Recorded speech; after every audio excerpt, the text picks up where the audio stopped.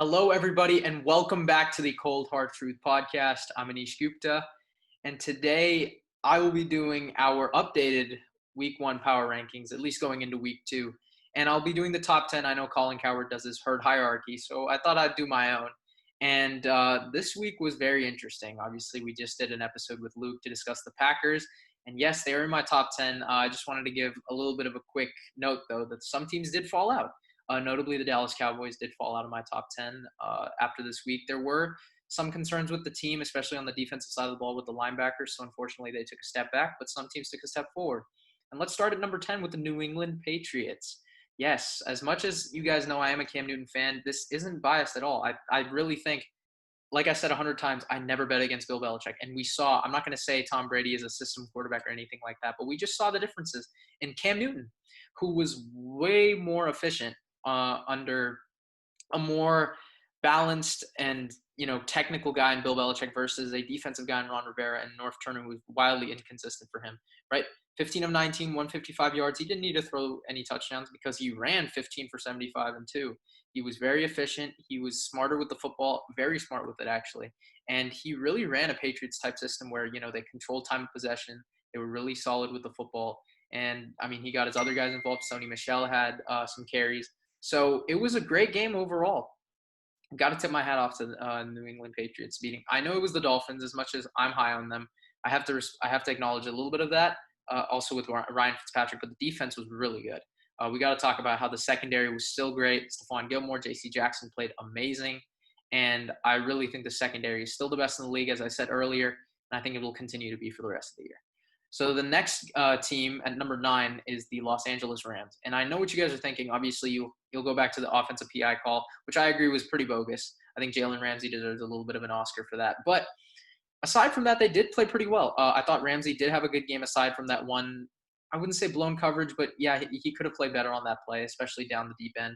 But that hit stick on Cooper was really amazing. And we got to talk about Fuller, the defensive back from Ohio State. Obviously, you guys know I'm a huge fan of him. But 8 tackles, and that fourth down play on CeeDee Lamb. That was probably one of the key plays of the game. I know Duffy's going to be a little bit mad that I took the Cowboys out of this list and put the Rams in, but again, you got to tip your hat off to them. They are a team under the Sean McVay era, have never had a losing season, right? They've been 9-7 or better each of the 3 years, and we've got to give respect to that. I know as much as I'm not high on Jared Goff, he is a Super Bowl quarterback. He has made it there. He has 2 playoff wins on his resume, and we've got to tip our hat off to the Los Angeles Rams, at least for what they were able to do, all things aside. And I know you talk about the OPI, but you can talk about the face mask, right, on Jared Goff's throw that got picked. So there were things up and down in the game, but I give respect to the Los Angeles Rams, especially for the running game, even without Todd Gurley. So let's go on to number 8, and that is going to be the Tennessee Titans. Again, another team I'm pretty high on with Ryan Tannehill. Again, Ryan Tannehill was a fish. I know people were thinking, oh, it's a fluke, but 67% completion percentage, 249 yards and 2 touchdowns, I believe, on the game. And Derrick Henry, again, I don't know why people keep sleeping on this dude. I mean, I've heard some things with Conklin gone, oh, it's going to be a different year. No, it's Derrick Henry. Again, he's a top 3 running back in this league, in my opinion, and 100-plus yards. Solid day from him. I would have liked to see a little bit more red zone touches, but obviously we know what happened with Stephen Gostkowski.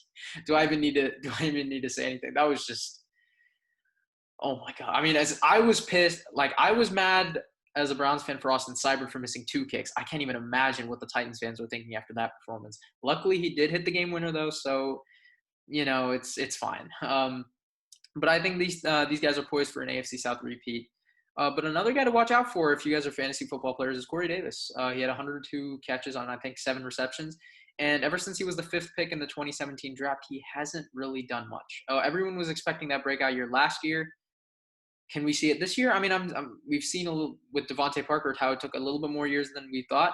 Who knows? Maybe with Corey Davis, it's a similar type of thing. So Titans are going to be my number 8. And let's go on to number 7, which is going to be the Buffalo Bills. And again, another guy, I feel like I love a lot of players in this league. Josh Allen, a guy who I think is honestly a sleeper MVP, depending on how well this team does.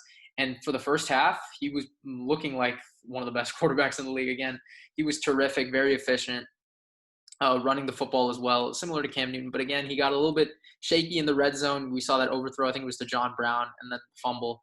But they won the game. The defense played great, got a couple turnovers, made Sam Darnold look like Sam Darnold. If Jack, you're watching this, Yes, Sam Darnold is bad.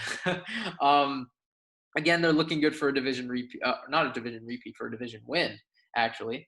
And Diggs, Stephon Diggs, 8 catches for 86 yards. He's finally becoming that guy that Josh Allen can say, okay, I can throw it short to. Because, with John Brown, he was kind of a speed guy, not a type of guy to get you a lot of receptions. Same with Cole Beasley. As much as I love that guy too, it's just he's not your number one receiver. I think Diggs is finally establishing himself as that, like he did last year with Thielen out. So let's go on to number 6, and that is going to be the Green Bay Packers, who jumped in to my top 10, I believe. They were on the borderline of it, but yeah, they went up to number 6 just because, again, when I talked about it with Luke, Aaron Rodgers was magical. And we saw how the no crowd noise helps his cadence, especially right before the snap.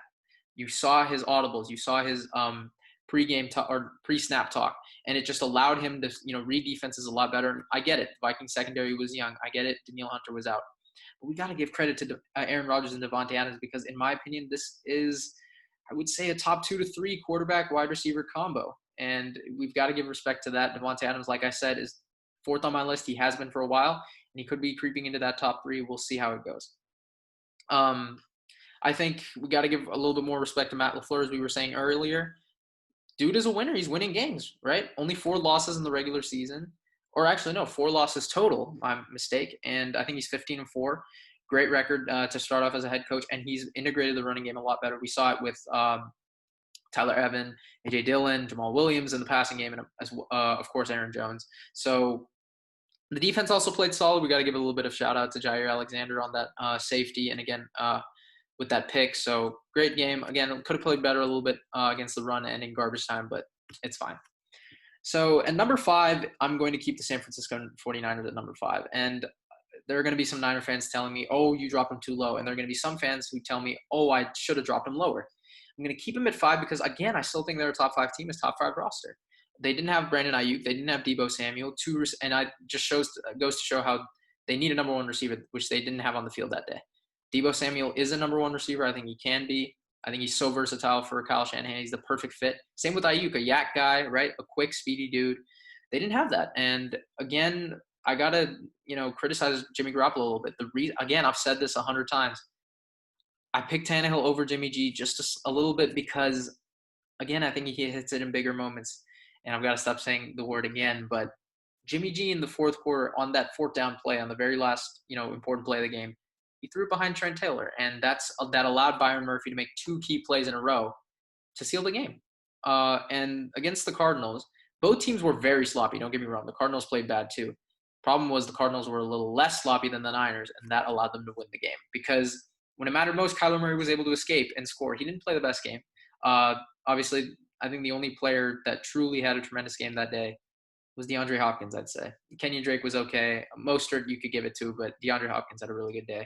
I don't know why, Sherman didn't go on him more. I know he plays more sides rather than man. Mosley got torched, so you got to think about that. I know they just signed Mohamed Sanu at the time I'm recording this, so let's see how they do. But again, they're still a top 5 team. At 4, I'm going to go with the Seattle Seahawks. They let Russ cook. All I got to say, I mean, this dude, 31 of 35, the 3rd highest completion percentage in a game, and he was efficient. They were both efficient on offense and defense, and I know they allowed Matt Ryan to throw for 450. Their secondary was a little bit banged up, but when it mattered most, they made the plays. And again, Bobby Wagner received the highest grade in coverage for any linebacker by PFF for a reason. He played really good against their tight ends. Hayden Hurst, who people thought could have done really well, didn't really do well, and the middle was pretty much covered. They got to work on the deep passes, but other than that, was good. Adams also had an immediate impact, making I think he had 8 tackles that game. So the Seattle Seahawks are looking good. Defense looks fine. Again, secondary, got to fill it up. But Chris Carson, again, from the receiving standpoint, was pretty interesting. I didn't know he was that good of a receiver. But, yeah, watch out for Russell Wilson. Again, an MVP candidate, as well as Aaron Rodgers. Forgot to mention that. But, yeah, Russell Wilson, no signs of slowing down. Great game. And let's go on to number 3, which is the New Orleans Saints. Breeze, no turnovers. Again, I've been saying another word, efficient. But he has played really well, right? He didn't have to do much. 18 completions for 160 and 2. Running game was very balanced with Latavius Murray and Alvin Kamara, and we saw the stars shine bright, obviously, except for Michael Thomas. And it just shows that the Saints were able to win pretty convincingly without their best player, honestly. I think he is. 3 catches, 17 yards. Obviously, he made that one really good contested catch, but nothing much from him. Obviously, at the time, again, I'm recording this, high ankle sprain out for a few weeks, so let's see if they can continue it. But again, Marshawn Lattimore, a guy from OSU, won the battle against Mike Evans again. Aside from that one, I wouldn't say garbage time, but that one touchdown catch, okay. But he won the battle. 1 catch allowed for 2 yards. Let's give credit to Marshawn Lattimore. I think he showed people why he deserved to be in that top 100 list. Let's go on to number 2. Now, this is where I think it gets a little bit controversial because I think people will switch their 1 and 2, but I'm going to keep it steady. 2 is the Baltimore Ravens. Lamar Jackson had here's what I'll say. I think the Ravens had the best week 1 performance. Obviously, I watched the entire game real time as a Browns fan. Trust me, it was pretty heartbreaking. But Lamar, 20 of 25. I think people were like, there were still some concerns about Lamar Jackson. Guys, stop hating on this dude. He is a top 3 quarterback. I mean, he was crazy. He was electric, and both in the running game and passing game. And I think what really was cool to see was his ability to communicate with his players without the crowd noise, verbally too. I remember this one play, he was rolling out to the right and literally tells J.K. Dobbins to block forward. And you see the chemistry he has with his teammates. That's just incredible. They really don't have any weaknesses on their roster. I mean, Patrick Queen played great. Their run defense was stout. I agree they allowed 100 yards, but it wasn't anything to, switch the game around for me. And again, like I said, Patrick Queen with that fumble, immediate impact from the rookies, Queen and Dobbins. Oh, God, I mean, this Ravens team is scary, guys. This is, again, I need to see it in the playoffs, but as of right now, this team is looking really good. And number 1, obviously, is the Kansas City Chiefs. As much as I want to put the Ravens up here, I can't, just because the Chiefs are the Super Bowl champions, and people know I give playoff credit a lot more than the regular season credit. I don't care if you go 14-2. I don't care if you go 15-1. You need to do it when it counts. And obviously they have done it before, and they won their game pretty convincingly again. And the biggest part about that game I think I took away was my homeboy was surgical. He was not, asked to sling it, or, roll off his back foot and throw it on 4th and 12 against the Ravens like that. No, he was 75% completion percentage. 3 touchdowns, no picks, ran a 16-play-yard drive, and that just shows that now he's reading defenses. So you get a guy who is electric, probably the most talented quarterback we've ever seen, and now he's able to read defenses. Oh my God, this is scary. I'm just saying. And defense played good. 4 sacks against Deshaun Watson. I would say, again, Clyde Edwards-Helaire, for all the fantasy owners, he paid off. I need to see a little bit better touches in the red zone because, again, he's a little bit small, but we'll see it progress as time goes by. One thing I'd say about the Chiefs is I would need a little bit more consistent play from their playmakers outside of Kelsey Hill and Helaire, like Demarcus Robinson was pretty inconsistent.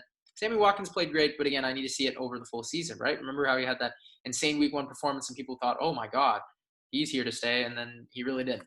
So I think the Chiefs are the clear 1 here, but the Ravens are creeping up. If they keep this pace, maybe they take my 1, but again, playoffs is what matters to me. But here are my top 10. Let me know what you guys think. If you guys agree with me, maybe there was a team that I left out that you thought should have been in. Maybe there's a team I have in here that you thought should have been left out. Please don't forget to check out all our socials down below: Instagram, Apple Podcasts, Spotify. Stay tuned for more content. Trust me, we are really excited about this season. So excited to give you guys the content that we love doing. Thank you guys so much for watching, and we'll see you next time.